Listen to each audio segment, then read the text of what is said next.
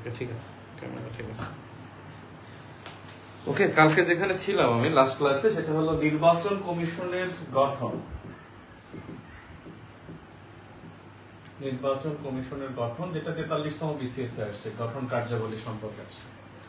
নির্বাচন কমিশন গঠন হয় বেসিক্যালি 118 অনুচ্ছেদ অনুসারে। 118 অনুচ্ছেদ অনুসারে গঠিত হয় এবং সেখানে বলা আছে যে পঞ্চদশ সংশোধনীর মাধ্যমে, পঞ্চদশ সংশোধনীতে বলা আছে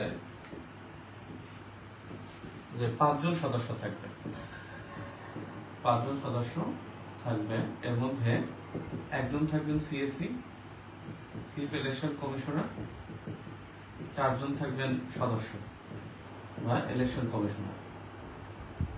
ইলেকশন কমিশনার থাকবেন 4 জন, এর মধ্যে একজন নারী থাকবেন, কনফার্ম একজন নারী থাকতে হবে, একজন নারী থাকবে। এটা গঠন। আর এখানে বলা হয়েছে যে নির্বাচন কমিশনার নিয়োগের জন্য নির্বাচন কমিশনার নিয়োগের জন্য রাষ্ট্রপতি সার্চ কমিটি গঠন করবেন। সার্চ কমিটি গঠন করবেন 2022 সালের 27 জানুয়ারি। 22 সালের 27 জানুয়ারি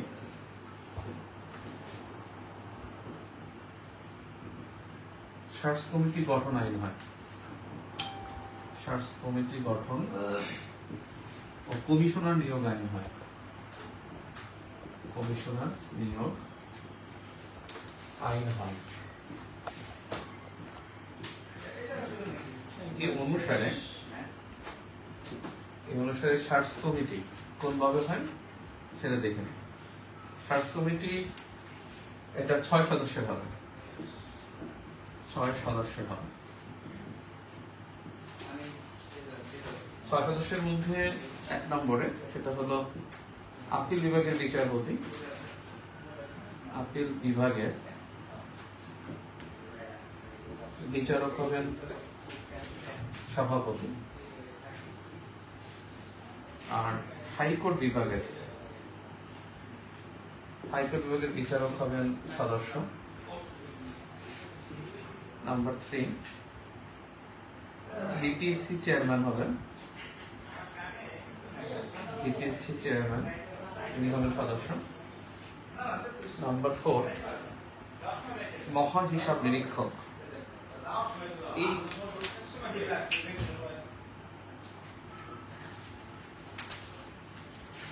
মহা হিসাব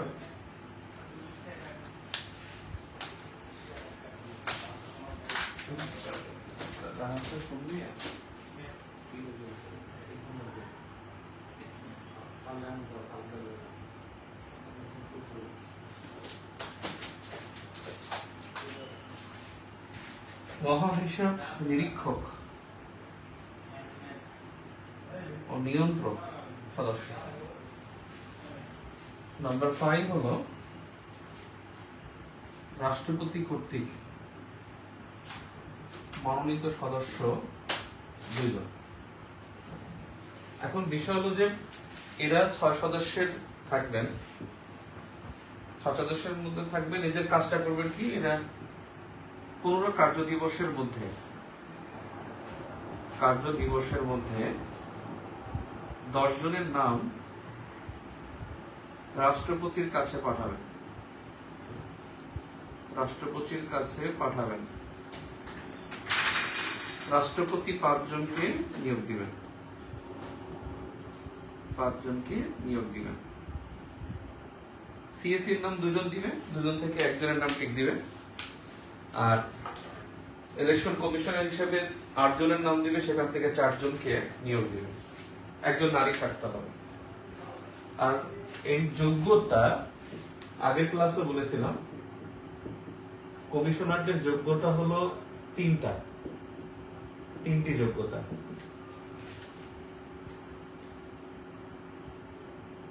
যোগ্যতা হলো 3টা।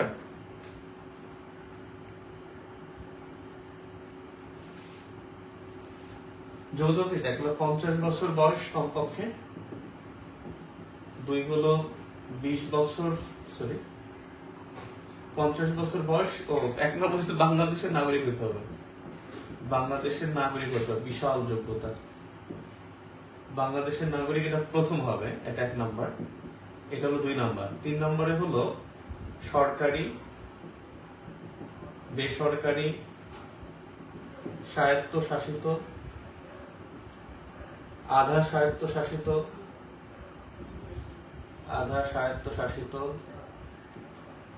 যে কোনো পেশাজীবী যেমন এই পেশাজীবী হোক যাই হোক, 20 বছর কাজের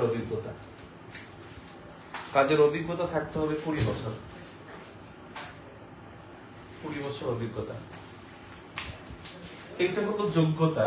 আর নির্বাচন কমিশনারদের যে অযোগ্যতা আছে 6টি। অযোগ্যতা 6টি। নির্বাচন কমিশনার নিয়োগের অযোগ্যতা 6টি। নৈতিক স্খলন, অপ্রকৃতস্থ, দেউলিয়া, তারপরে হলো বিদেশি রাষ্ট্রের নাগরিকত্ব গ্রহণ, অপরাধ ট্রাইব্যুনাল কর্তৃক আইনের দ্বারা অযোগ্য। অর্থাৎ 1 নম্বরে অপ্রকৃতস্থ হলে পাগল আর কি। প্রকৃতস্থ না, অপ্রকৃতস্থ, ঠিক আছে, এটাই। 1 অপ্রকৃতস্থ। 2 হলো অপ্রকৃতস্থ। 2 হলো দেউলিয়া হয়ে গেলে, দেউলিয়া হয়ে যাওয়া। 3 হলো নৈতিক স্খলন। নৈতিক স্খলনের জন্য 2 বছর সাজা পাওয়া, যে কোনো সময় পাক, তাহলে আর পরেও তিনি আর এটা হতে পারবেন না। তারপর হলো বিদেশি নাগরিকত্ব গ্রহণ। অপরাধ ট্রাইব্যুনাল কর্তৃক যুদ্ধাপরাধী হওয়া। নাম্বার 6 হলো আইনের দ্বারা অযোগ্য।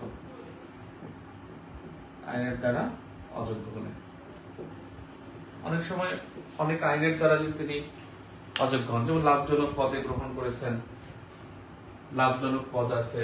তারপরে এমন হতে পারে যে তিনি অন্য কোনো কারণ সরকার বলে দিল যে এখন থেকে, যেমন এটাই তো পরে অপরাধ ট্রাইব্যুনাল কর্তৃক যে তার যুদ্ধাপরাধী পরে যুক্ত করা হয়েছে, ঘটনার পরে, এরকমের কিছু বললে তখন সে ওইটার কারণে হতে পারবে না। এখন কথা হলো যে নির্বাচন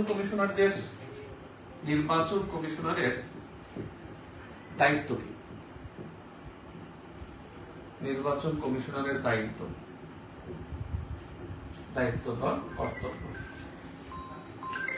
নির্বাচন কমিশনারদের দায়িত্ব অথবা কর্তব্য।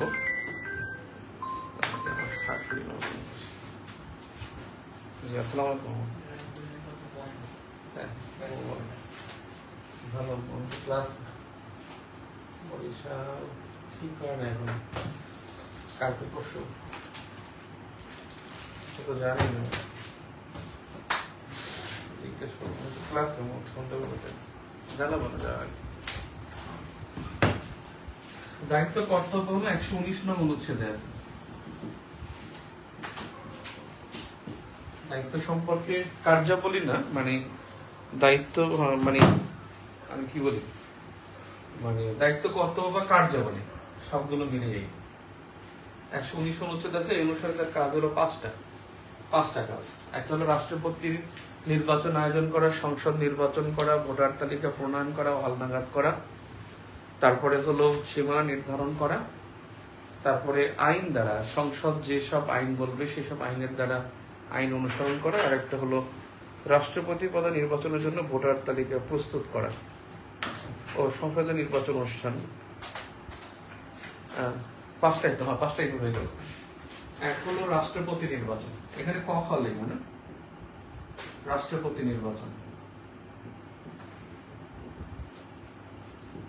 হলো সংসদ সদস্য নির্বাচন,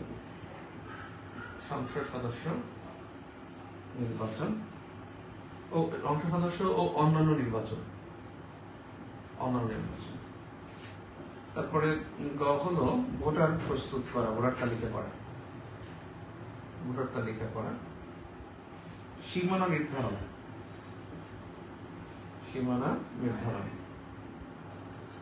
আইনের দ্বারা, আইনের দ্বারা নির্ধারিত কাজ, অর্থাৎ আইনের দ্বারা যে নির্ধারিত কাজটা সেটা। সীমানা নির্ধারণটা গতে দিবেন আর এটা ঘতে দিবেন। এটা গ আর এটা ঘ, এটা গ এটা ঘ, ঠিক থাকে। এখন প্রশ্ন আসছিল একবার যে নির্বাচন কমিশনারদের গণতন্ত্র প্রতিষ্ঠায় কার্যাবলী কি? গণতন্ত্র প্রতিষ্ঠায় নির্বাচন কমিশনারের কার্যাবলী কি বা কমিশনের ভূমিকা কি?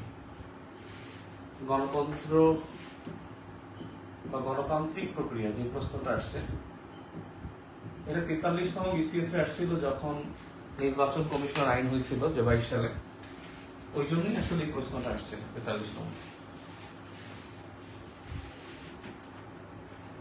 গণতান্ত্রিক প্রক্রিয়ায় বা গণতান্ত্রিক প্রতিষ্ঠায়, গণতন্ত্র প্রতিষ্ঠায় নির্বাচন কমিশনের ভূমিকা, নির্বাচন কমিশনের ভূমিকা কি? তাহলে এখানে 1 নম্বর হলো যে কার্যাবলীটা করে, সবগুলোই কক্ষ দিয়ে লিখবেন, ওই যে কার্যাবলী লিখছেন আর শোনাচ্ছেন এটা লিখতে হবে। নাম্বার 2 হলো অন্যগুলো, এরপর অন্যগুলো আপনি 2 দিয়ে কি কাজ করে এগুলোর বাইরে, সে হলো তফসিল ঘোষণা করে, তফসিল ঘোষণা করে। নাম্বার 3 হলো সে রাজনৈতিক দলকে নিবন্ধন প্রদান করে, রাজনৈতিক দলকে নিয়ন্ত্রণ করে। নিয়ন্ত্রণ মানে কি? সে নিবন্ধন দেয়, বাতিল করে, রাজনৈতিক দলকে নিয়ন্ত্রণ করে, নিয়ন্ত্রণ করে। এটা কিন্তু পয়েন্ট। সে নিবন্ধন প্রদান করে, নিবন্ধন বাতিল করে, নিবন্ধন প্রদান বাতিল সেগুলো করে থাকে। তফসিল ঘোষণা তো বোঝেন, তফসিল ঘোষণা সে তারিখ ঘোষণা করে। তারপরে মনোনয়ন নিশ্চিত করে, যেগুলো মনোনয়ন থাকে যে এই দলের এই মনোনয়ন এই প্রতীক, সেটা করে। নাম্বার প্রতীক বরাদ্দ করে, প্রতীক বরাদ্দ করে। লেভেল প্লেইং ফিল্ড তৈরি করে, level playing field. Level playing field হলো যে সব দলের জন্য, সব দলের সব প্রার্থীর জন্য সমান সুযোগ সৃষ্টি করে, সমান সুযোগ সৃষ্টি করে। সব দলের সব প্রার্থীর জন্য সমান সুযোগ সৃষ্টি করে।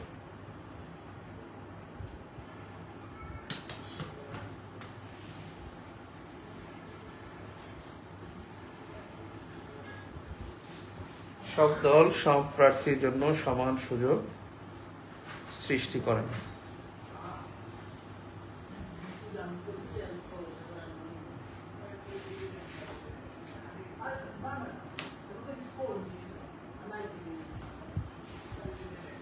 চ্যাপ্টার পর্যন্ত ক্লাস হয়ে গেছে, 9 পর্যন্ত না, 1 থেকে 6 পর্যন্ত বাকি আছে। 9 এবং 14 এই দুটো ইন্টারন্যাশনাল, এই দুটো বাংলাদেশের টপিক না। আপনার হলো 9 আর 14 দুটো হলো এমপিরিক্যাল এবং প্রবলেম সলভিং করলে এনাফ। এমপিরিক্যালে পড়তে হবে 7ম অধ্যায় আর হলো প্রবলেম সলভিং, তাহলে 9 আর 14 দুইটা কমপ্লিট, ওখানে আর কিছু করতে হবে না, ওইটা পড়লেই এনাফ। আর হলো 6, 7 সরি 8, 7, 8 এই দুটো তো হলো সংবিধান পড়লেই হয়ে গেছে, যেটা সংবিধানের সরকার ব্যবস্থা সম্পর্কে যে নোট দিছে প্লাস ভিডিও দিছে সেটা। আর 1 থেকে 6 এটা বাকি আছে। আর বাকি যেগুলো 16 হয়ে গেছে, 16 হয়ে গেছে, তার মানে দশম, একাদশ, 12। আপনি একটু আগে বলেন একাদশ শেষ হয় নাই, এখন বলেন ভাই একাদশ না 12তম পড়েন, কেমন কথা? একাদশ হয়ে যায়, 12 তো হবে, অপেক্ষা করি কালকে 12 হয়ে যাবে। 12, 13 কালকে দুইটাই হবে ইনশাআল্লাহ। শুক্রবারে 14 হবে, 15 হবে, শুক্রবার হবে 15, শনিবারে পরীক্ষা হবে, শনিবার 4:30টায় পরীক্ষা। আচ্ছা এবারে দেখি এখানে আচ্ছা কার্যাবলীর মধ্যে ক নম্বর বাদ দিলে কি কি আমি বলছি যে তফসিল ঘোষণা করছি, কত নম্বর লিখছে এখন তো মনেই নাই, পরের নাম্বারটা দিয়ে দেন। হ্যাঁ, যেমন হলো যে ফলাফল ঘোষণা করে, ফলাফল প্রস্তুত ঘোষণা, তারপরে সে আপিল গ্রহণ করে, যারা যারা আপিল করে সেই আপিল গ্রহণ করে, আপিল গ্রহণ করার পরে একটা রায় দেয়, ওই রায়টা নিয়ে হাইকোর্টে চ্যালেঞ্জ করা যাবে। একটা আপিল করে যে আমার এই আবেদন এই অভিযোগ দেয়, অর্থাৎ আপিল গ্রহণ করে অথবা অভিযোগ গ্রহণ করে, সংসদ নির্বাচনে আরপিও 1972 অনুসরণ করে, আর স্থানীয় সরকার নির্বাচনে স্থানীয় সরকার বিধিমালা অনুসরণ করে। তো এইটা হলো গণতন্ত্র প্রতিষ্ঠায় তার কার্যাবলী। এরপরে দেখেন তার যে অন্য যে প্রশ্ন আসছে 41তম বিসিএস এ, যে পর্যবেক্ষকের ভূমিকা কি। 41তম বিসিএস এর প্রশ্ন,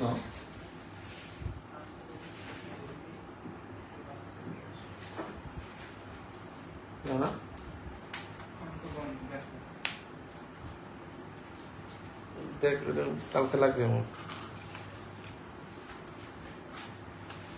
এইবার হচ্ছে নির্বাচন পর্যবেক্ষকের নির্বাচনের ক্ষেত্রে নির্বাচন পর্যবেক্ষণ দলসমূহের ভূমিকা। নির্বাচন পর্যবেক্ষণের ভূমিকা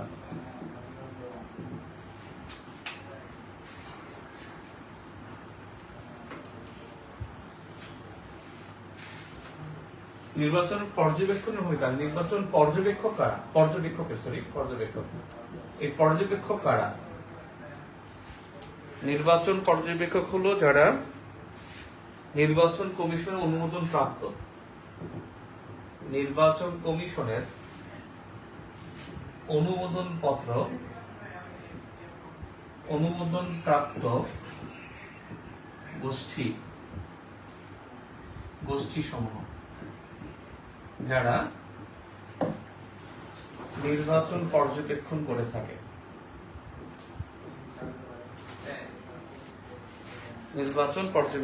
থাকে। আসলে এদের মূল কাজ কি? এদের মূল কাজ হলো নির্বাচন কমিশনের ভূমিকা দেখা, অর্থাৎ মূল কাজ বা পর্যবেক্ষণ হয়ে থাকে কমিশনের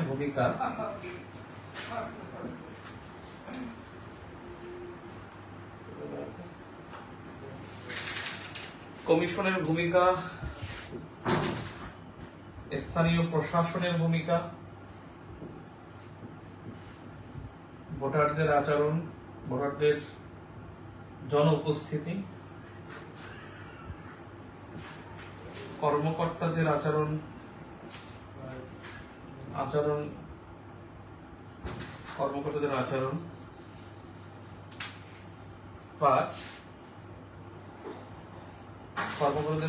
আচরণ বা নির্বাচন পরিচালনাকারীদের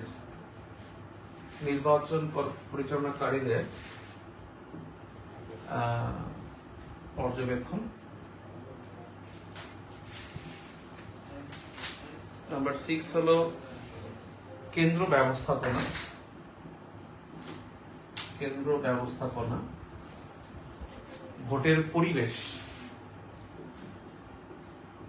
পরিবেশ, এইসব বিষয় পর্যবেক্ষণ করে থাকে। অর্থাৎ নিচে শুধু লিখতে হবে যে পর্যবেক্ষকদের কাজ, এই কাজটা লিখে এরকমের এক এক পাশে এক একটা পয়েন্ট লিখবেন। হ্যাঁ, তাহলে সুন্দর হবে। কাজ লিখে এখানে লিখলেন যে আপনি কমিশনের ভূমিকা পর্যবেক্ষণ, স্থানীয় প্রশাসন দেখভাল বা পর্যবেক্ষণ, ভোটারদের উপস্থিতি পর্যবেক্ষণ, ভোট কেন্দ্র ব্যবস্থাপনা পর্যবেক্ষণ, তারপর হলো ভোটের ভোটের পরিবেশ পর্যবেক্ষণ, তারপরে হলো আপনার নির্বাচন পরিচালনকারীদের আচরণ পর্যবেক্ষণ। এই কয়েকটা বিষয় একাত্রে যদি কোনো কাজ লিখে পাশে লেখেন তাহলে সুন্দর হবে। এখন বিষয় হলো যে যেটা বিষয় সেটা হলো যে নির্বাচন পর্যবেক্ষকের ভূমিকা, এই পর্যবেক্ষক কিন্তু নির্ধারণ করবে নির্বাচন কমিশন। তারা একটা নির্দিষ্ট একটা কার্ডে লিখে দিবেন পর্যবেক্ষক এবং রিটার্নিং অফিসারের স্বাক্ষর সহ, ওটা লিখে দিয়ে যে রিটার্নিং অফিসারের স্বাক্ষর সহ, রিটার্নিং অফিসারের স্বাক্ষর সম্বলিত পর্যবেক্ষক নিয়োগ থাকে। এটা হলো স্থানীয় যে পর্যবেক্ষক। আর আন্তর্জাতিক যে পর্যবেক্ষক এটা হলো নির্বাচন কমিশনার, এই কমিশনারদের স্বাক্ষর সম্বলিত, কমিশনারের স্বাক্ষর থাকবে আন্তর্জাতিক পর্যবেক্ষকদের। ইলেকশন কমিশনার বা সিইসি তাদের স্বাক্ষর সম্বলিত অনুমোদন পত্র থাকবে এবং তারা নির্বাচন কমিশন থেকে মানে অনুমোদন প্রাপ্ত। আন্তর্জাতিক হলে নির্বাচন কমিশনারগণ দিবেন, আর যদি স্থানীয় হয় তার রিটার্নিং অফিসার দিবেন। এখন ওদের ভূমিকাটা কি, ওটা কাজ আসলে ওরা কি ভূমিকা রাখে, কমপক্ষে 5 থেকে 6টা ভূমিকা রাখে। 1 নম্বর ভূমিকা হলো যে তারা স্বচ্ছতা নিশ্চিত করে, তারা হলো স্বচ্ছতা ও জবাবদিহিতা নিশ্চিত করে, স্বচ্ছতা ও জবাবদিহিতা নিশ্চিত করা।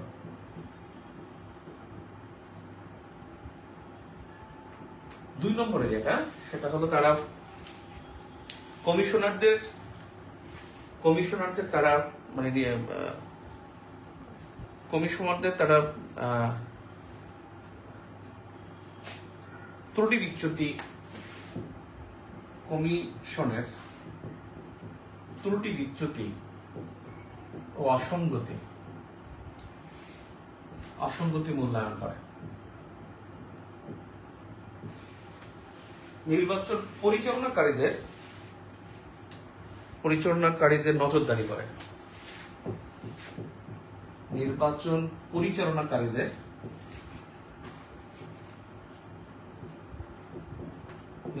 পরিচালনাকারীদের নজরদারি করে। নাম্বার 4, নির্বাচনকে গ্রহণযোগ্য করে। এটা পয়েন্ট করে তারপর একটু লিখে দিন। তারপরে হলো আপনার ফলাফল গ্রহণযোগ্য, ফলাফল পরিবর্তন রোধ করে, পরিবর্তন রোধ করে। নাম্বার 6 হলো যে জালিয়াতি নিয়ন্ত্রণ করে,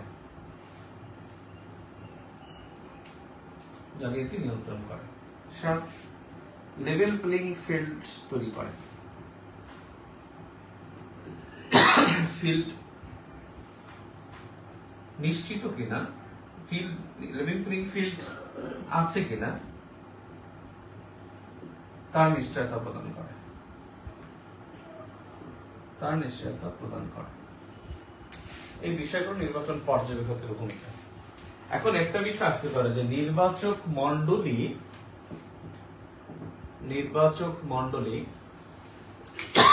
লেখা তো বিশ্রী করে ফেলছে ইচ্ছা করে, এটা তো ঠিক না। বোর্ডটা বেশি একেবারে আয়ত্তের মধ্যে, তো সাধারণত সব বোর্ড থাকে আমার উপরে, এটা একবারে আমার নিয়ন্ত্রণে থাকার কারণে পাত্তাই দিই না। সবসময় কনফিডেন্স যখন পড়াইতো মনে আল্লাহ এরকম করে লিখতে হতো, আমার এই ঘাড় ব্যথা হয়ে যেত, মানে ঘাড় এরকমই থাকতো, হাত এরকম করে লেখা যেত, তখন কনফিডেন্সে পড়াতাম। আর এখন তো বোর্ড আয়ত্তে, তো পাত্তা দেয় না।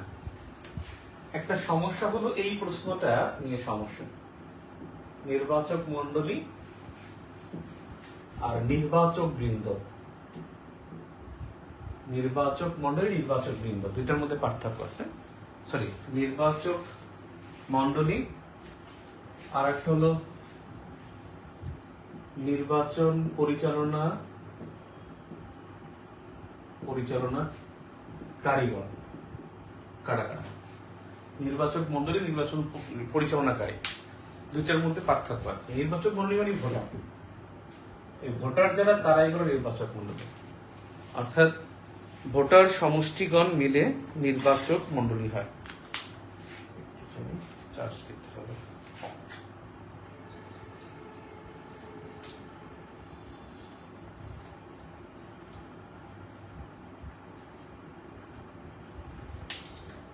Okay.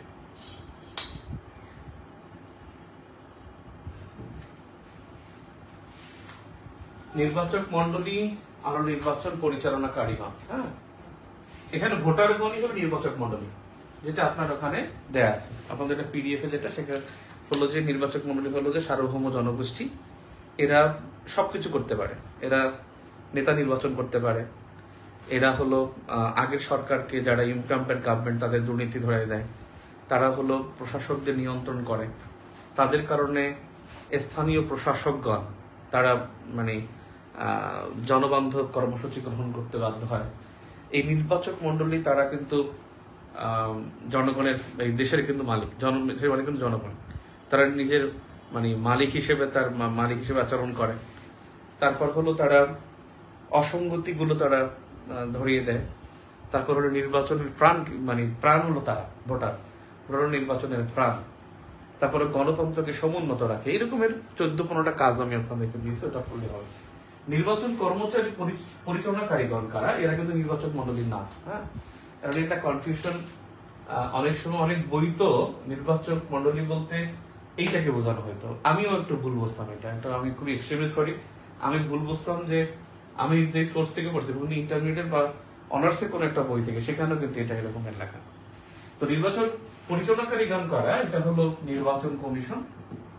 এই সবটা দিলেই হয়ে যাবে। নির্বাচন কমিশন থেকে হলো রিটার্নিং অফিসার, রিটার্নিং অফিসার। এরপর হলো প্রিজাইডিং অফিসার, প্রিজাইডিং অফিসার।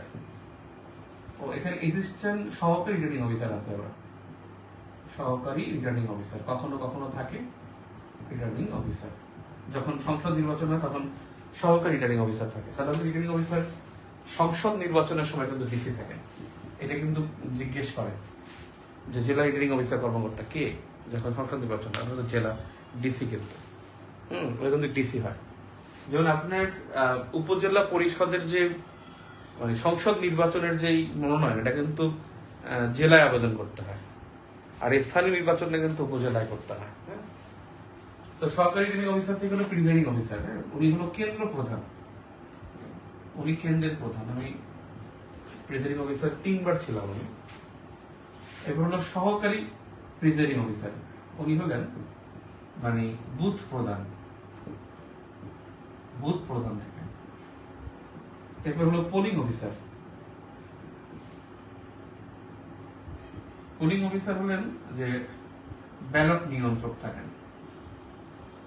উনি ব্যালটটা প্রদান করেন। ব্যালট নিয়ন্ত্রক কি দিচ্ছে আল্লাহ, আপনারা বুঝেন তো? ব্যালট নিয়ন্ত্রক মানে উনি ব্যালটে কোন স্বাক্ষর থাকেন। ব্যালট নিয়ন্ত্রক মানে ব্যালটে স্বাক্ষরকারী, ব্যালটে স্বাক্ষরকারী, উনি ব্যালটে স্বাক্ষর করে থাকেন। হ্যাঁ, এবং দুই পাশে সিল দিয়ে রাখেন। এই পোলিং অফিসার, সহকারী প্রিজাইডিং অফিসার, প্রিজাইডিং অফিসার, সহকারী প্রিজাইডিং অফিসার, প্রিজাইডিং অফিসার, নির্বাচন কমিশন এবং আইন শৃঙ্খলা রক্ষাকারী বাহিনী, আইন শৃঙ্খলা রক্ষাকারী বাহিনী, বাহিনীর সদস্যগণ। এবং এরা সর্বাত্মক, প্রিজাইডিং অফিসারের, প্রিজাইডিং অফিসারকে সহযোগিতা করেন, আমি 2টা ইউনিয়ন পরিষদের নির্বাচনের সময় প্রিজাইডিং অফিসার ছিলাম, আর একটা হলো সংসদ নির্বাচনের সময় প্রিজাইডিং অফিসার ছিলাম। এটা একটা 4 মাসে, এই প্রিজাইডিং অফিসার খুব ভালো আছে। 4 মাসে মানে ওই দিন আপনি বস, কারণ আপনার মাঝে আর হলো মানে ওই কেন্দ্রে কিন্তু রিটার্নিং অফিসার ঢুকলেও আপনাকে জিজ্ঞেস করে ঢুকবে আপনাকে বলে ঢুকবে যে আমি আসতেছি। হ্যাঁ, আপনি যদি কেউ ঢুকতে না দেন তাহলে ঢুকতে পারবে না। ওই কেন্দ্রটা পুরোপুরি আপনার। হ্যাঁ, একবার আমার যেটা হয়েছিল, আমি ওখানে বাহির থেকে বলছে, এক মহিলা খুব ঝামেলা করছে। আমার কেন্দ্র ছিল হলো 8টা কেন্দ্র বুথ ছিল, 8টা বুথ, 8 জন সহকারী প্রেসিডিং অফিসার ছিল, 8 জন বা 6 জন, খেয়াল নেই আমার পুরোটা। ওখানে বলছে যে একটা কেন্দ্রে মানে বুথে ভোট হচ্ছে না, মানে ওখানে জোরপূর্বক ইভিএম অন্য জায়গায় সিল মারা হচ্ছে, এরকম বলছে। পরে তো সব সাংবাদিক চলে আসছে, তারপর তাদেরকে দিয়ে যখন ভিজিট করাইছি প্রত্যেকটা এসে একজনও থাকে না। আর একটা বিষয় আমি ইচ্ছা করি, পোলিং অফিসে একটা পোলিং এজেন্ট, হ্যাঁ, পোলিং এজেন্ট থাকে। এটা হলো প্রার্থী কর্তৃক প্রতি বুথে একজন এজেন্ট, পোলিং এজেন্ট প্রার্থী কর্তৃক প্রতি বুথে একজন করে থাকবে। যদি 6টা বুথ থাকে, 6 জন প্রার্থীর 6 জন এজেন্ট থাকবে, পোলিং এজেন্ট থাকবে। এখন এটা পরে গল্পটা করি, সেটা হলো যে এখানে আসলে ঢুকতে পারবে কারা কারা। হ্যাঁ, কারা ঢুকতে পারবে? এখানে হলো যে রিটার্নিং অফিসারের স্বাক্ষর সংবলিত, রিটার্নিং অফিসারের স্বাক্ষর সংবলিত কর্মকর্তাগণ, স্বাক্ষর সংবলিত কর্মকর্তাগণ, তারা এখানে প্রবেশ করতে পারবেন। এখানে কর্মকর্তাগণ কমা সাংবাদিকগণ কমা পর্যবেক্ষকগণ, সকল সাংবাদিক কিন্তু এখানে ঢুকতে পারবে না, সকল সাংবাদিক এখানে ঢুকতে পারবে না, বুঝছেন? 18 সালে নির্বাচন তো একটু মানে কেমন অন্যরকম নির্বাচন হয়েছে 18 সালে। তখন দেখা গেছে যে আপনার সাংবাদিক আসছেন 3 জন, আমি মানে মাঠের মাঝখানে চলে গেছি। সাংবাদিক আসার পরে সে 3 জন যে আসছে, 3 জন সাংবাদিকই তারা কিন্তু নির্বাচন কমিশনের মনোনীত। আমাকে সিল দেখছি, সিল দেখার পর তারা ক্যামেরা নিয়ে যেতে চাইছিল যে বুথে যাবে ক্যামেরা নিয়ে। তখন আমি মানে আমার আব্বা একটা কথা বলে দিছিল যে যখন তুমি কোনো বিপদে পড়বা, মানে দেখবা যে কেউ ঝামেলা করছে, ইংলিশে কথা বলবা যতটুকু পারো। তো সাংবাদিকের লোকাল সাংবাদিকরা তো আসলে অত বেশি মানে চটপটে থাকে না। তখন আমি জাস্ট বলছি যে cellphone must be prohibited, it's quite impossible for me to, আমি যদি বসে বলবো, দেখলাম তারা ভিতরে যায় না, ভয় পেয়ে চলে গেছে, বুঝছেন? ওরা তো কিছু বলবে সুযোগই পায় না, চলে গেছে। তো জাস্ট পর্যবেক্ষকগণ, কর্মকর্তাগণ, সাংবাদিকগণ, এদের মানে এরা ঢুকতে পারবেন এখানে। আর আইন শৃঙ্খলা রক্ষাকারী বাহিনী কিন্তু আপনার কেন্দ্রের বুথের মধ্যে যেতে পারে না, তারা কিন্তু বাহির থাকবে, বুথে যাবে না। আরেকটা হলো যে ভোট কেন্দ্র, ভোট বুথ, আরেকটা হলো ওটাকে বলে হ্যাঁ বুথ 1, বুথ 2। এই যে এখানে একটা বিষয় আছে, বিষয় হলো যে এই যে বুথ প্রধান সহকারী রিটার্নিং অফিসার, এখানে কিন্তু আবার এই কেন্দ্র প্রধানের কিন্তু এখানে আবার এই নেই, পাত্তা নেই। বুথে কিন্তু ওখানে সহকারী রিটার্নিং অফিসার যেটা বলবে সেটা ওই বুথে কিন্তু ইয়া করা যায় না। যেমন আমি একটা গল্প করি, কারণ আপনার নির্বাচনের কেন্দ্রিক 18 নির্বাচনী মানে ঘটনাটা সিম্পল। এই হলো রুমটা, হ্যাঁ, এই হলো বুথ, মানে যেখানে হলো আপনার ভোট দেয়, মানে যেটাকে বলে গোপন কক্ষ, গোপন কক্ষে ভোট দেবে, এটা বুথ। এই দেয়ালের রংটা হলো সাদা। আমি তো আর জানি না যে দেয়ালের রং সাদা। আমি ভূতের কাপড় কিনে নিয়ে গেছি সাদা, যে আগের দিন রাতে কাপড় কিনছি, যেগুলো নিয়ে আমি ওখানে লাগাবো। তো আমি এই কাপড়টা কিনছি সাদা, সাদা রঙের কাপড় কিনছি। কেনার পরে এই বুথ আর এটার রংটা অনেকটা মানে এক হয়ে গেছে, মানে আলাদা করে করাটা খুব একটু টাফ ছিল। তো এখানে হলো যে এখানে 3 জন বসে পাশাপাশি। এখানে বসে হলো সহকারী প্রিজাইডিং, এপিও বলা, অ্যাসিস্ট্যান্ট প্রিজাইডিং অফিসার। এখানে পিও বসেন, মানে পোলিং অফিসার।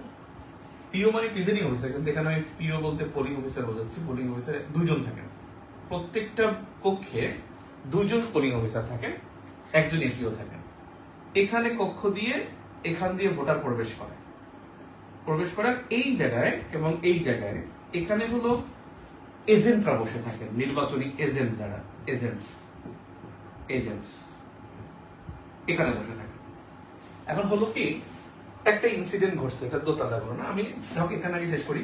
ভোটার এখানে যাবেন, এসে প্রেসিডিং বলবেন, হ্যাঁ আপনি নাম কি বলেন, আমি এটা এটা বলার পরে সে এখান থেকে এসএন প্রেজেন্টিং করবে যে হ্যাঁ অমুক ঠিক আছে, সে ইয়া করে উনি বলবে যে হ্যাঁ ঠিক আছে ওনার কালি দেন, ইনি কালি দেবে, ইনি ব্যালট দিবে, এরপর উনি এখানে ভোট দিবে।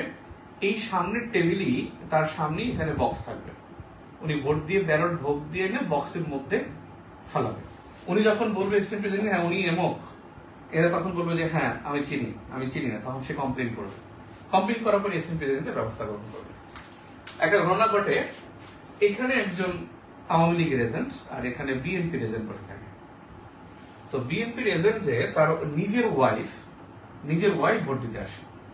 ওয়াইফ এখানে আসার পরে সে যখন বলছে যে ভোট দেবো কোথায়, মানে জিজ্ঞেস করছে তার স্বামীকে যে আমি ভোট দেবো কোথায়, উনি মনে করছে কোন মার্কায় দেবো। ও বলছে যে কেন ধানের শীষে দেবো। এটা বলার পরে আওয়ামী লীগের যে এজেন্ট তিনি তাকে একটা থাপ্পড় মারছে, যেখানে বসে ভোট চাও কেন।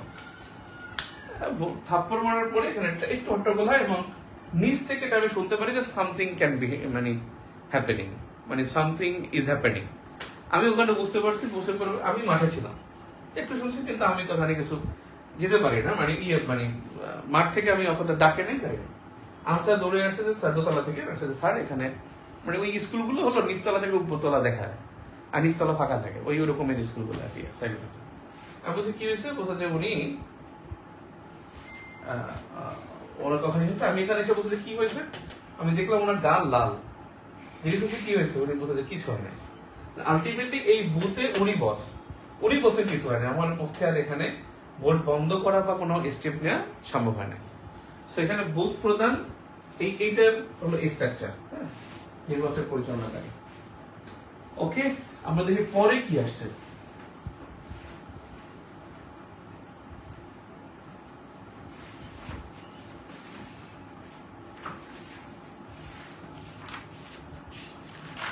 এরপরে 41তম বিসিএস এর প্রশ্ন আসছে আরপিও সম্পর্কে। আরপিও কি, সংশোধন কি, যেটা আপনার জন্য গুরুত্বপূর্ণ সেটা হলো সংশোধন। এটা আরপিও এটা 1972 তে হয়। এটা রাষ্ট্রপতির একটা অর্ডার, রাষ্ট্রপতির অর্ডার, আর এটা সংসদ অনুমোদন করে, সংসদ অনুমোদন করে। এটা সংসদ নির্বাচন আইন, সংসদ নির্বাচন আইন। আরপিও মানে হলো representation of the people order, representation of the people order. এবং এটা মোট 19 বার সংশোধন হয়, 19 বার সংশোধন হয় এবং সর্বশেষ হয়েছে সংশোধন 2023 সালে। এবং এই সংশোধনের মধ্যে কি আছে, নতুন যে সংশোধন সেখানে যে বিষয়গুলো আছে একটু চেঞ্জ হয়েছে। বিষয়গুলো কি, এক নম্বরে যদি বলি বিষয় হলো যে কোনো আসনের, কোনো পুরো আসনে, মানে কোনো আসনের পুরো ভোট স্থগিত করা যাবে না, পুরো ভোট স্থগিত করা যাবে না। আপনারা এই ধরনটা করছিল যে আওয়ামী লীগের একজন সভাপতি, ছাত্রলীগের সভাপতি ছিলেন মাহমুদ হাসান রিপন, গাইবান্ধা নির্বাচন করতেছেন, সিসি ক্যামেরার মাধ্যমে সিএসি দেখে ওখানে নির্বাচন, পুরো আসনে নির্বাচন তিনি কি করে দিয়েছেন, বাতিল করে দিয়েছেন বা স্থগিত করে দিয়েছেন, করা যাবে না। 2 নম্বর হলো ওই আসনের সংশ্লিষ্ট কেন্দ্রের ভোট স্থগিত করা যাবে, সংশ্লিষ্ট কেন্দ্রের ভোট স্থগিত করা যাবে, স্থগিত করা যাবে, পুরো আসনে করা যাবে। 3 নম্বর হলো ইলেকশন শব্দটি এখন থেকে পোলিং হবে, শব্দটির পরিবর্তে পোলিং শব্দটি ব্যবহৃত হবে। কারণ ইলেকশনের শব্দের সাথে ইলেকশন ইঞ্জিনিয়ারিং এমন একটা টার্ম ব্যবহার করা হয় যেটা নেগেটিভ। 4 নম্বর হলো অনিয়ম করলে সাজা হবে, অনিয়ম করলে 2 থেকে 7 বছর সাজা, 2 থেকে 7 বছর পর্যন্ত সাজা হবে। তারপরে হলো আরেকটা বিষয় যে বিদ্যুৎ বিল, অর্থাৎ যে বিল সমূহ, খেলাপি বিল সমূহ, যে কোনো বিল, বিদ্যুৎ বিল, তারপর নিবন্ধন বিল, তারপরে ধরেন বাড়ি ভাড়া, খাজনা, এটা সেটা সরকার যা যা পাবে। খেলাপি বিল সমূহ নির্বাচনের আগের দিন পর্যন্ত পরিশোধ করা যাবে। নির্বাচনের আগের দিন পর্যন্ত পরিশোধ করা যাবে। অনেক সময় এটা 7 দিন সময় নেয়। 7 দিন সময় ছিল আগে ছিল 7 দিন আগে পরিশোধ করতে হবে, এখন হলো মানে আগের দিন পর্যন্ত পরিশোধ করা যাবে। এই হলো 41তম বিসিএস এর কোশ্চেন। এরপরে আসছে 37তম বিসিএস এর প্রশ্ন, নির্বাচনী ব্যয় হ্রাস। নির্বাচনী ব্যয় হ্রাস দুর্নীতি দমন করে কিনা, দুর্নীতি দমন করে কিনা, এই এরকম একটা প্রশ্ন ছিল। হ্যাঁ, অবশ্যই এটা ব্যয় হ্রাস ইয়া করে। এখন ব্যয় হ্রাস সংক্রান্ত বিষয় আপনি বলতে পারেন যে 2014, 18 এবং 2024 কেউ বলতে পারেন জোট সংখ্যা নির্বাচন হয় কেন? 14, 18, 24 কে বলতে পারেন যে পরবর্তী নির্বাচনটা কবে হবে, 2029 সালে নাকি 2030 সালে? কে বলতে পারে? 2029 নাকি 2030 পরবর্তী নির্বাচন? 24 আর 5 কিন্তু 29, 24 আর 5 29। নির্বাচন কি হবে, 29 না 28? কোনটা হবে কে বলতে পারে? পরবর্তী নির্বাচন কবে হবে?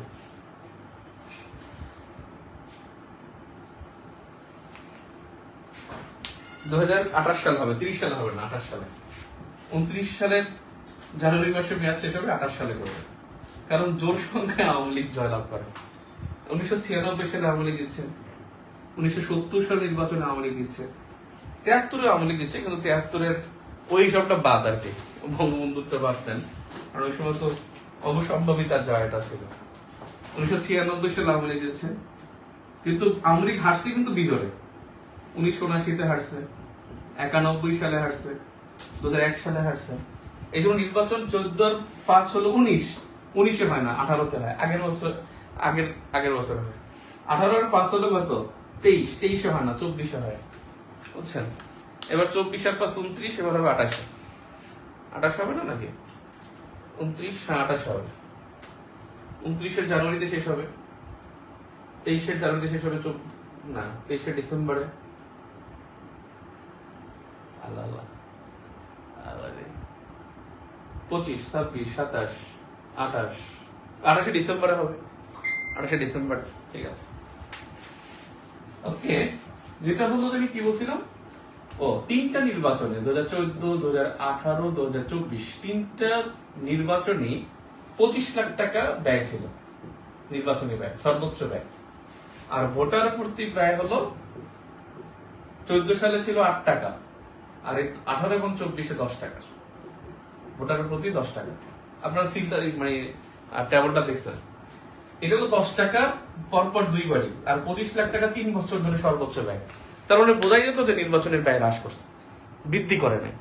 কারণ 25 লাখ তো 3 বছর ধরে, মানে 15 বছর ধরেই বা 10 বছর ধরেই কি 25 লাখ টাকা, বা 3টা নির্বাচনের 25 টাকা। তার মানে এটা বাড়ার কথা, বাড়ে না, কমেছে।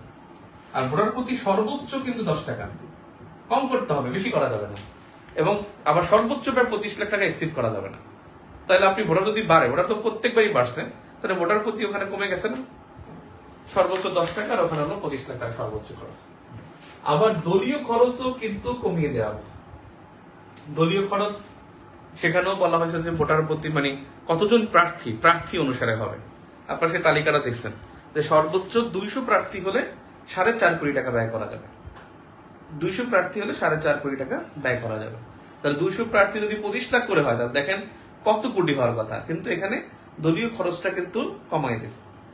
প্রার্থীর খরচ এটা, আর দলীয় খরচ কিন্তু 4.5 কোটি টাকা। অবশ্যই দুর্নীতি দমন হবে, কারণ আপনি যখন যত বেশি ব্যয় করবেন তত বেশি আপনি আয় করতে চাইবেন।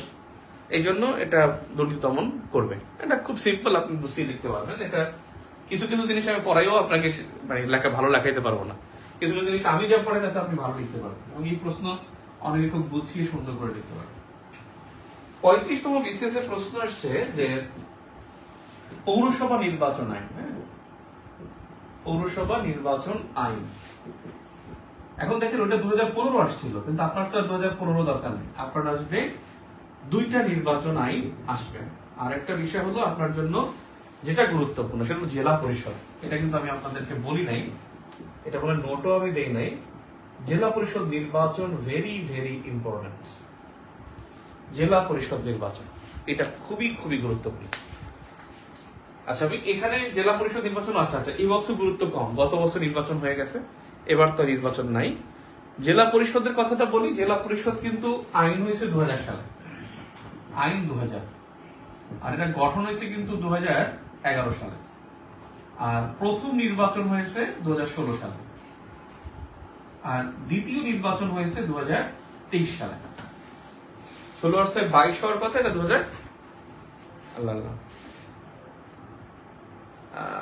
22 তো হয়েছে, 16-23 হয় 2022, আমি সরি 2022 নির্বাচন হয়েছে।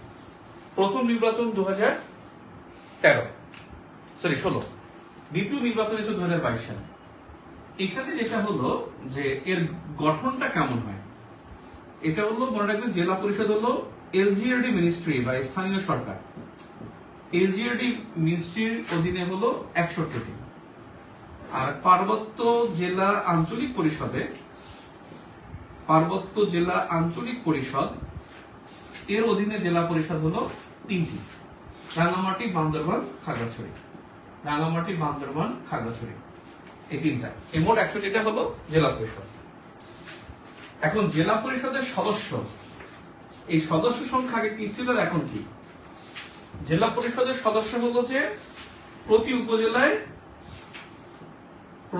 উপজেলায় একজন চেয়ারম্যান, প্রতি উপজেলায় একজন সদস্য, আর প্রতি 2 থেকে 3 উপজেলায় একজন নারী সদস্য। এখন দেখেন কোন জেলায় আছে 5টা উপজেলা, তখন হবে কি 3টি উপজেলা নিয়ে একজন হবে, আর 2টি উপজেলা নিয়ে একজন নারী সদস্য হবে। প্রতি উপজেলায় একজন সদস্য, আর প্রতি উপজেলায় একজন নারী সদস্য। 2 থেকে 3 উপজেলায় একজন নারী সদস্য থাকবে। এর আগে যেটা ছিল যে 21 জন সদস্য থাকতো, 16 জন সদস্য, 5 জন নারী, 16 আর 5 হলো 15 জন হলো পুরুষ সদস্য, 5 জন নারী, 1 জন চেয়ারম্যান। এই 21 জন আগে ছিল, এখন নাই। এখন জেলা পরিষদের সদস্য সংখ্যা একবারে কমায় নিয়ে আসছে। প্রতি উপজেলা থেকে একজন পুরুষ, প্রতি 3 উপজেলা থেকে একজন নারী। কিন্তু এখানে ভোটার কারা? জেলা পরিষদের যারা ভোটার, আমি এখানে একটু আসতেছি, পৌরসভা নির্বাচন এই 2টা আইডি নিয়ে আমি আসবো। ভোটার কারা?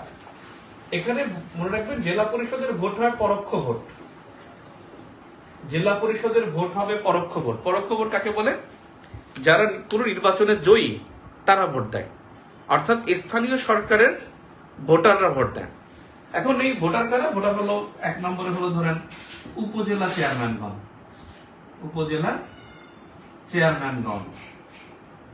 স্থানীয় সরকার পরিষদে যারা জয়ী হয়, উপজেলা ভাইস চেয়ারম্যানগণ। 3 নম্বরে ভোট দেখে, 3 নম্বরে ভোট দিবে হলো মেয়রগণ, পৌর মেয়রগণ। 4 সিটি মেয়রগণ। 5 ইউপি চেয়ারম্যানগণ। 6 ইউপি সদস্যগণ। এখানে পৌর মেয়র এবং হলো পৌর কাউন্সিলরগণ। 7 পৌর কাউন্সিলরগণ। 8 সিটি কাউন্সিলরগণ, সিটি কর্পোরেশনের কাউন্সিলরগণ। এই 8 প্রকৃতির মানুষ এখানে ভোট দিতে পারবে। 8 প্রকৃতির মানুষ ভোট দিতে পারবে। তাহলে কে কে? উপজেলা চেয়ারম্যান, উপজেলা ভাইস চেয়ারম্যান নারী পুরুষ দুইটাই। তারপর হলো পৌর মেয়রগণ, পৌর কাউন্সিলরগণ, সিটি মেয়রগণ, সিটি কাউন্সিলরগণ, মানে ওই জেলার মধ্যে ইউপি চেয়ারম্যানগণ, ইউপি সদস্যগণ। এই 8 প্রকৃতির ভোটার এখানে থাকবে। এরা ছাড়া সংসদ সদস্যগণ তারা কিন্তু ভোটার না। সংসদ সদস্য যারা এমপিগণ তারা কিন্তু ভোটার না। তারা হলো এই প্রত্যেকটা জেলা পরিষদের উপদেষ্টা। জেলা পরিষদের উপদেষ্টা থাকেন এমপিগণ, এবং এমপিগণ স্থানীয় উপদেষ্টা থাকেন, তারা ভোটার না এবং তারা এখানে অংশগ্রহণ করতে পারে না। এরা ভোট দিবে। এখানে কিন্তু কখনোই জনগণের ভোট থাকবে না, তাদের ভোটার থাকবে। এবং এখান থেকেই এখন প্রার্থী হতে পারবে কে? ভোটার না হলে কি প্রার্থী হতে পারে? এইটা একটা কোশ্চেন করছে। এখানে ভোটার না হলে প্রার্থী হওয়া যায়, ভোটার না হলে প্রার্থী হওয়া যায়। এখানে এটাই হলো পরোক্ষ ভোট। ভোটার না, কিন্তু প্রার্থী হওয়া যাবে, প্রার্থী হওয়া যাবে। যেমন দেখেন, রাষ্ট্রপতি নির্বাচন আর জেলা পরিষদ নির্বাচন, এই দুইটা নির্বাচনই পরোক্ষ নির্বাচন। রাষ্ট্রপতি নির্বাচনে কিন্তু রাষ্ট্রপতি ভোটার না, কারণ সে তো আর এমপি না। রাষ্ট্রপতি হলে এমপি হইতে পারবে না, এমপির পদ থেকে তাকে পদত্যাগ করে তারপরে প্রার্থী হতে হবে।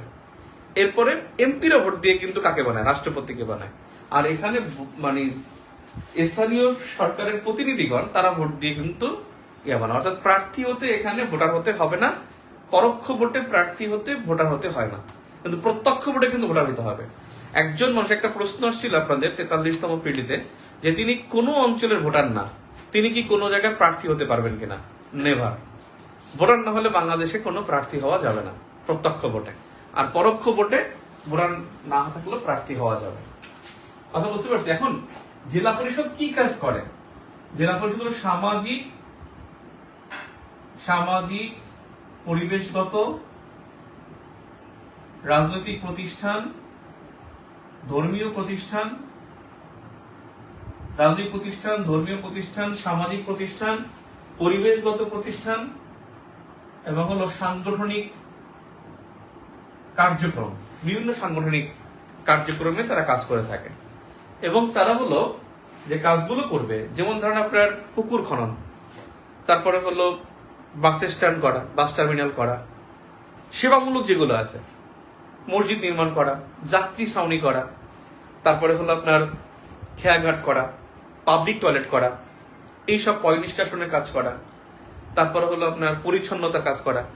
এইসব কাজগুলো সামাজিক মানে জেলা পরিষদ করে থাকে এবং গুরুত্বপূর্ণ 17টি কাজ করে থাকে জেলা পরিষদ। গুরুত্বপূর্ণ 17টি কাজ, ঠিক আছে? এবং তারা সবগুলো সেবামূলক কাজ করবে। এবং তারা কিন্তু এখানে কোনো মানে এমন না যে তারা স্কুল করে দিবে, স্কুল করবে না। স্কুলের সাথে সংশ্লিষ্ট লজিস্টিক যে কাজগুলো থাকে সেই কাজগুলো করে থাকবে। অর্থাৎ অবকাঠামোগত সরকারের বিভিন্ন প্রতিষ্ঠানের যে কাজের সাথে যে লজিস্টিক সাপোর্টটা দরকার সেটা তারা দিয়ে থাকে। লজিস্টিক সাপোর্ট মানে হলো অ্যাসিস্ট করা, সহযোগিতা করা। ধরেন আপনি একটা পুকুর আছে, সেই পুকুরটা খনন করলে অনেক মানুষের পানির চাহিদা পূরণ হবে। একটা টিউবওয়েল বসাই দিলে মানুষের একটা মানে বিশুদ্ধ পানি খেতে পারবে। এই কাজগুলো তারা করে থাকে। কিন্তু টিকা দেয়া তার কাজ না, সে টিকা দেবে না। সে ধরেন মানে নিয়ে মানে গরিবদের মাঝে সে কিন্তু মাংস বিতরণ করবে না, এরকমের না। তো বিষয় হলো, এটা হলো জেলা পরিষদের গঠন এবং কার্যক্রম। জেলা পরিষদ আইন অনুসারে কিন্তু এখন যেটা বললাম যে সদস্য সংখ্যা পরিবর্তন হয়েছে। এবার আসেন পৌরসভা নির্বাচন। এইটা আমাদের দরকার নাই। আমাদের এবছর দরকার দুইটা জিনিস। একটা হলো সংসদ নির্বাচন বিধি, আর একটা হলো উপজেলা নির্বাচন বিধি। উপজেলা নির্বাচন বিধি 2023, উপজেলা নির্বাচন বিধি 2023, সরি 2024, দুঃখিত, উপজেলা নির্বাচন বিধি 2024। এখানে কি এই বিধিগুলো একেবারে সংসদ নির্বাচনের বিধির মতো অনেকটাই সেম, অনেকটা সেম। মানে বিধিটা আমি একটু ব্যাখ্যা করি। সংসদ নির্বাচনটাকে দেখি। সংসদ নির্বাচন বিধি 2024, এটা 23 সালে হয়েছে। বিধি হয়েছে 23 সালে, নির্বাচন হয়েছে 24 সালে। সংসদ নির্বাচন বিধি কিন্তু আপনাদের এখানে দেয়া আছে কি কি কাজ করা যাবে, কি কি যাবে না। যেমন আমি কয়েকটা বলে দিই, খালি রিডিং আপনি খালি শুনে রাখেন। উস্কানিমূলক কোনো বক্তব্য দেওয়া যাবে না। সভা সমিতি ডেসপারেট ভাবে করা যাবে না। দৈনিক কয়টা সভা সমিতি করতে হবে, উঠান বৈঠক করতে পারবে, সমাবেশ, এটা আগে থেকে রিটার্নিং অফিসারের কাছ থেকে অনুমতি নিতে হবে। আইনশৃঙ্খলা বাহিনী এবং রিটার্নিং অফিসারের কাছ থেকে অনুমতি নিতে হবে। সে দুপুর 2টা থেকে রাত 8টা পর্যন্ত মাইক বাজাতে পারবে। সে হলো কোনো সরকারি স্থাপনা ব্যবহার করতে পারবে না। সরকারি স্থাপনা বলতে যেমন আপনার ডাক বাংলো, সার্কিট হাউস, তারপরে হলো আপনার মসজিদ, উপজেলা মসজিদ বা রাজনৈতিক সরকারি যে অফিস আদালত আছে সেটা ব্যবহার করতে পারবে না। 5 নম্বর হলো সে কোনো নির্বাচনী কার্যালয় হিসেবে সে কোনো ইউনিয়ন পরিষদের ভবন অথবা উপজেলা পরিষদের ভবন অথবা জেলা পরিষদের চেয়ারম্যানের কার্যালয় এগুলো ব্যবহার করতে পারবে না সংসদ নির্বাচনে। এরপর হলো সে তার যানবাহনের ক্ষেত্রে সরকারি যানবাহন ব্যবহার করতে পারবে না, হেলিকপ্টার ব্যবহার করতে পারবে না। একজন প্রার্থী কিন্তু হেলিকপ্টার ব্যবহার করতে পারবে না। এটা কিন্তু একটা গুরুত্বপূর্ণ বিষয় যে যেই কনস্টিটিউয়েন্সি আছেন সেই কনস্টিটিউয়েন্সির মধ্যে তিনি ব্যবহার করতে পারবেন, ধরেন বাস ব্যবহার করতে পারবেন, তিনি ট্রলার, নৌকা, কিন্তু সে কিন্তু ব্যবহার করতে পারবেন না, হেলিকপ্টার ব্যবহার করতে পারবেন না। এরপর হলো তার পোস্টার, রঙিন কোনো পোস্টার থাকবে না, কোনো পোস্টারই তার সেটে দেওয়া যাবে না, দেয়ালে সেটে দেওয়া যাবে না, ঝুলাই রাখতে হবে যে নির্বাচন শেষ, রশিটা টান দিয়ে ছিঁড়ে ফেলবে, কেউ বুঝবেই না যেখানে গতকালকে নির্বাচন হয়েছে। কিন্তু দেয়ালে লিখনও করা যাবে না, কোনো রঙিন লিখন করা যাবে না, রঙিন পোস্টার করা যাবে না। এরপরে হলো নির্বাচনী ব্যয়সীমা অতিক্রম করা যাবে না। তারপরে হলো ভোট কেন্দ্রে প্রবেশ ক্ষেত্রে সে কয়েকজন প্রবেশ করতে পারবে, এইটা একটা বিষয়।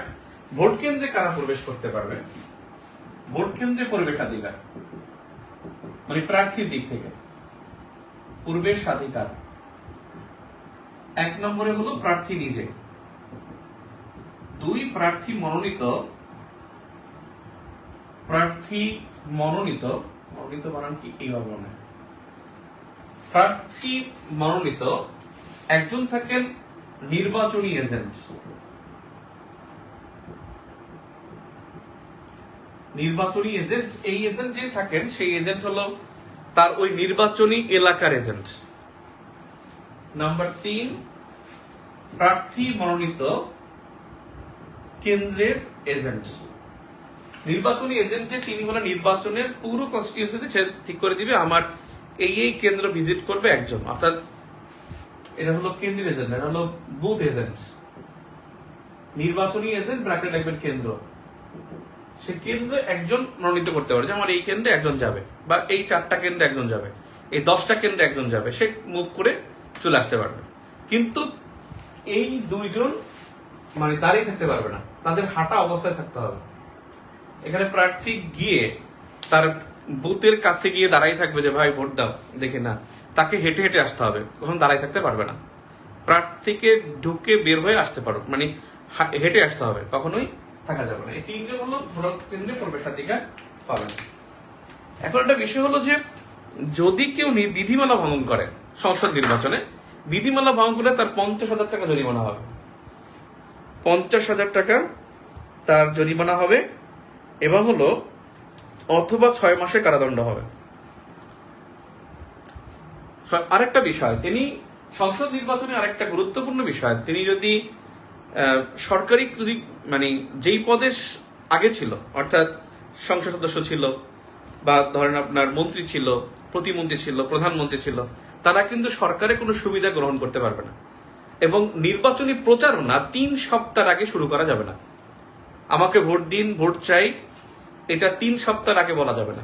অর্থাৎ 3 সপ্তাহ আপনি সময় পাবেন 3 সপ্তাহ ভোট চাওয়ার জন্য, ঠিক আছে? এটা গেল।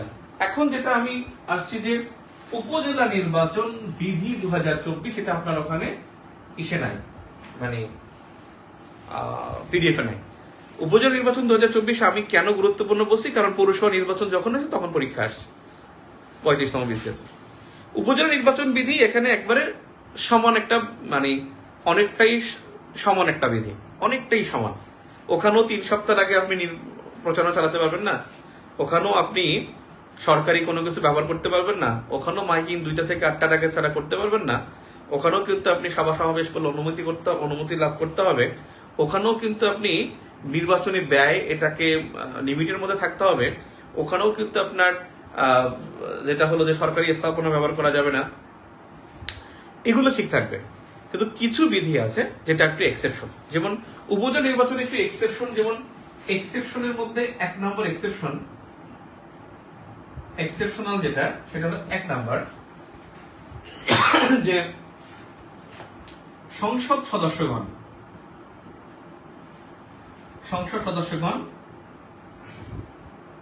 নির্বাচনে মানে প্রভাবিত করতে পারবে না, নির্বাচনে প্রভাবিত অথবা ভোট চাইতে পারবেন না,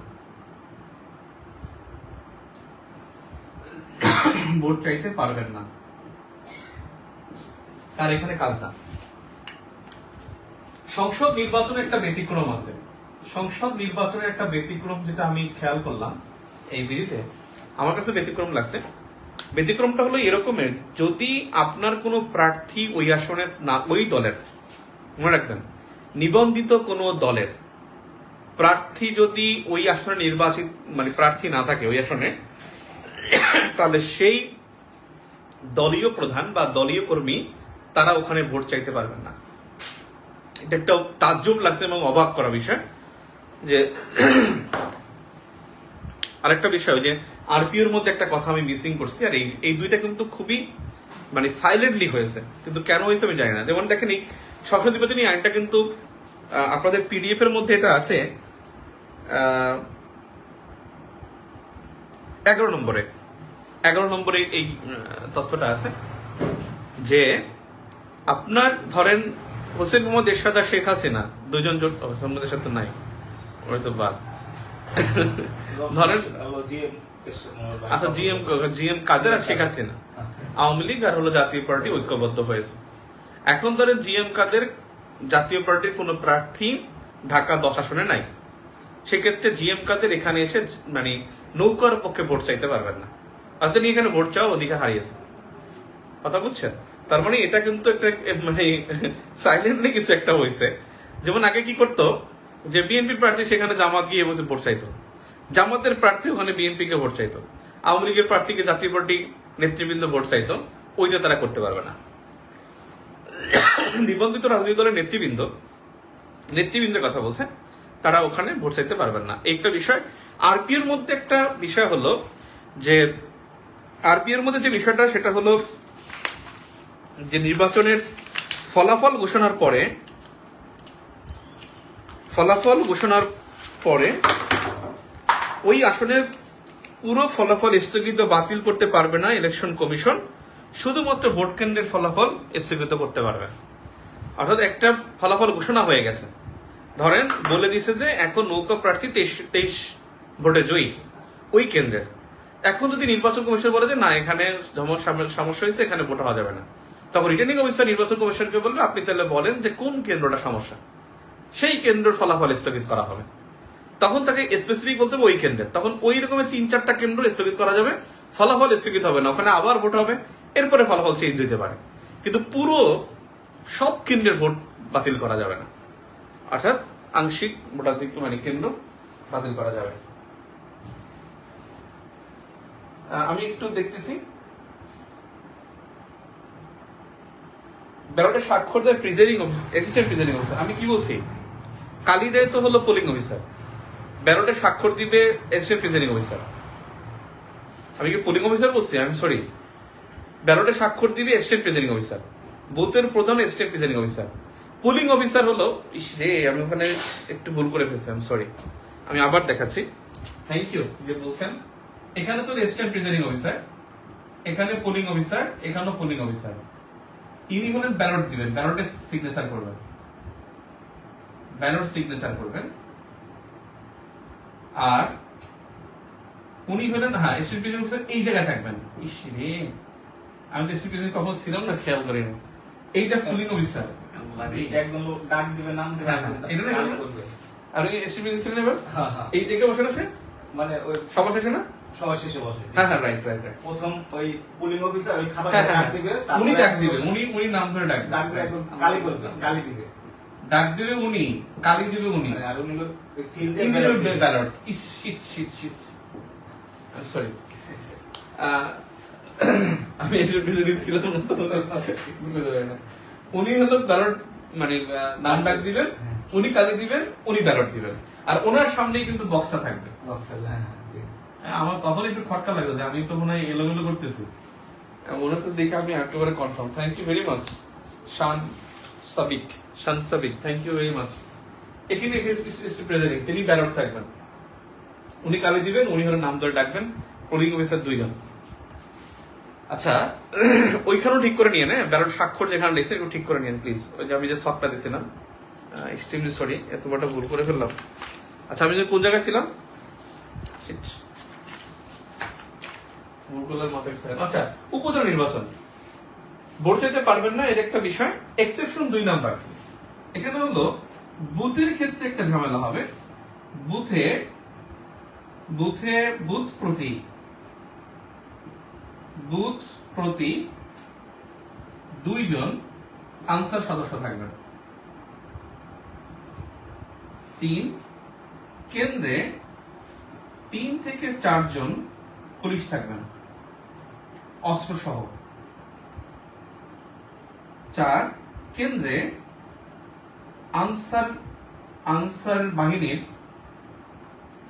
আনসার বাহিনীর পিসি যিনি হলেন অস্ত্রধারী, এই অস্ত্রধারী থাকবেন 1 থেকে 2 জন। যখন বেশি কেন্দ্র হবে অর্থাৎ 4টির বেশি যদি বুথ থাকে তাহলে 2 জন, আর 4টি পর্যন্ত একজন আনসারের পিসি থাকবেন অস্ত্রধারী, আর পুলিশও থাকবেন 3 থেকে 4 জন অস্ত্র সহ। আর বুথ প্রতি 2 জন আনসার সদস্য থাকবেন, সংসদ সদস্যকে নির্বাচনে প্রভাবিত ভোট চাইতে পারবেন। এই হলো বিষয়। একটা বিষয় হলো যে ওই রকমেরই ওই যে রিটার্নিং অফিসার তিনি কাদেরকে নিয়োগ দিবেন, রিটার্নিং অফিসার প্রিজাইডিং অফিসারদেরকে নিয়োগ দিবেন এবং স্টেট প্রিজাইডিং এবং পোলিং অফিসারদেরকে নিয়োগ দিবেন রিটার্নিং অফিসার। রিটার্নিং অফিসারের কিছু দায়িত্ব কর্তব্য এখানে লেখা থাকে এবং রিটার্নিং অফিসার তিনি ডিক্লেয়ার করবেন, রিটার্নিং অফিসার আবেদন অভিযোগ জমা নেবেন। হ্যাঁ, এটা সম্পূর্ণ রিটার্নিং অফিসারের হলো যে স্থানীয় সরকার নির্বাচন, উপজেলা পরিষদ নির্বাচনে, এবং রিটার্নিং অফিসার কিন্তু ডিসি থাকবেন। এখানে ডিসি সংসদ নির্বাচন সাধারণত ডিসি থাকেন, এখানেও ডিসি থাকবেন। না রিটার্নিং অফিসার তো এডিসি থাকে, এডিসি জেনারেল থাকে, এডিসি জেনারেল না, এডিসি জেনারেল থাকে। হ্যাঁ, এডিসি জেনারেল। এইবারও আমি এডিসি জেনারেলের কাছ থেকে ওই যে ভোট কেন্দ্রের বাতিল করছিলাম ডিউটি, এই যে মানে 9 তারিখ জুন মাসের 9 তারিখটা ভোট হলো না, 26 মে রেমালের কারণে 9 জুন হলো ক্যান্সেল করে। ওই সময় আমি এডিসি থাকে রিটার্নিং অফিসার, আর সংসদ নির্বাচনে রিটার্নিং অফিসার থাকেন ডিসি থাকে, এডিসি জেনারেল থাকে। এইটা একটু চেঞ্জ উপজেলা নির্বাচনে, আর সবগুলো বিধি ওই আগের মতোই। ঠিক আছে, এই পর্যন্ত। ইনশাল্লাহ আগামীকালকে আপনাদের সাথে দেখা হবে। আগামীকালকে আমি 12 অধ্যায় শেষ করবো ইনশাল্লাহ। 7:30 দেখা হবে, সন্ধ্যা 7:30, 7:30 PM ইনশাল্লাহ। 7:30 PM চ্যাপ্টার 12 and 13 তো বড় ভাই। 13 শুক্রবার নিতে হবে, শুক্রবার সকালে। শুক্রবার তো 2 বার ক্লাস না, সকাল বিকাল। 13 এবং 15 এই 2টা শুক্রবার। কালকে 12 শুধু চ্যাপ্টার 12 ইনশাআল্লাহ। ওকে, আল্লাহ হাফেজ। শেষ হয়ে যাবে, চিন্তা করেন না, খুব তাড়াতাড়ি সিলেবাস শেষ হবে ইনশাআল্লাহ।